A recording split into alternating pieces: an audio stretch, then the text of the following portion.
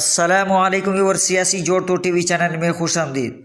ملک میں اس وقت دو بڑی آفتیں بیک وقت چل رہی ہیں، ایک اقتصادی اور دوسری وبا۔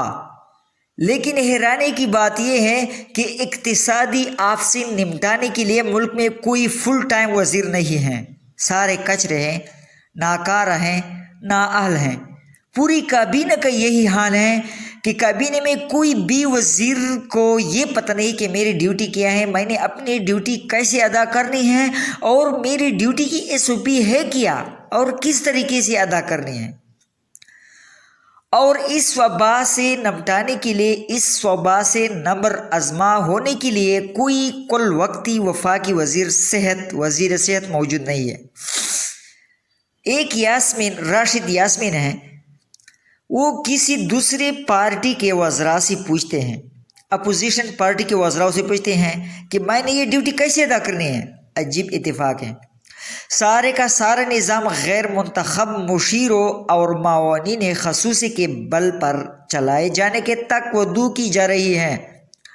اس وقت ملک میں اور کچھ ہو یا نہ ہو، ایک عدد وزیر خزانہ اور ایک عدد وزیر صحت ہونا چاہیے تھا، لیکن خان صاحب کے نزدیک دونوں آفتوں سے نمٹانے کے لیے ان کے مشیر اور معاونین ہی کافی ہیں۔ واہ واہ، عمران خان بھی گھوڑے پر سوار ہیں۔ صورتحال جو ہے وہ آپ کے سامنے ہے۔ سپریم کورٹ اس مسئلے پر سوال کرتی ہے تو سوشل میڈیا پر طوفان کھڑا ہو جاتا ہے۔ جنہیں یہ نہیں پتا کہ بیر کا سر کدھر ہوتا ہے اور پیر کدھر ہوتا ہے، بیر کا سر کدھر ہوتا ہے اور پیر ان کے کدھر ہوتے ہیں، وہ بھی قانونی مشگافیوں کا سیلاب بہانے پر لگے ہوئے ہیں۔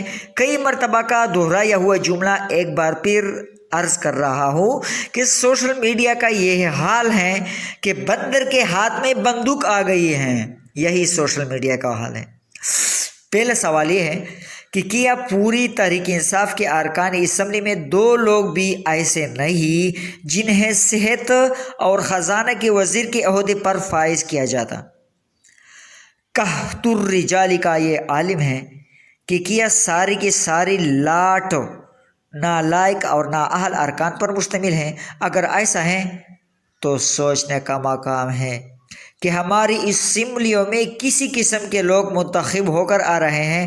ایسی صورت میں ہم یہ بات سوچنے پر مجبور ہیں کہ یہ سارا سیاسی نظام ملک کی حکومت چلانے سے عاری ہے اور اسے مکمل اور حالی کی ضرورت ہے۔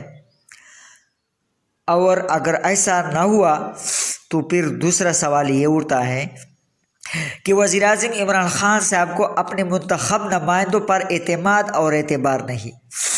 یہ پہلے سے بھی زیادہ خراب صورتحال کی عکاسی کرتا ہے کہ قومی اسمبلی میں PTI اور اس کی اتحادی 1.25 سے زائد ارکان اسمبلی میں سے صرف 2 فرد بھی ایسے نہیں جن پر اعتبار اور اعتماد کیا جا سکے۔ اور اگر حکومت کو باہر سے لائے گئے لوگوں سے ہی چلوانا ہے تو پھر اس سارے سیاسی نظام کا کیا جواز ہے؟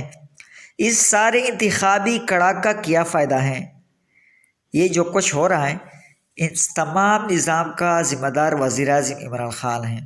سپریم کورٹ میں وزیر اعظم عمران خان کے معاون خصوصی برائے صحت ڈاکٹر ظفر مرزا کے حوالے سے کافی سخت مارکس دیے گئے۔